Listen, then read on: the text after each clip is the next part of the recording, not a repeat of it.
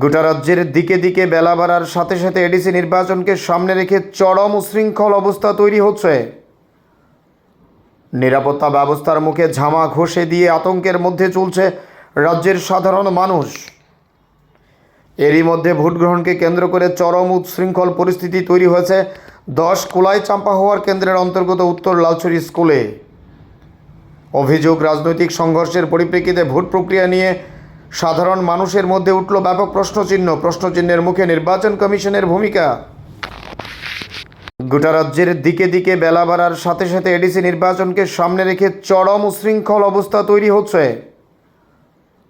নিরাপত্তা ব্যবস্থার মুখে ঝামা ঘষে দিয়ে আতঙ্কের মধ্যে চলছে রাজ্যের সাধারণ মানুষ।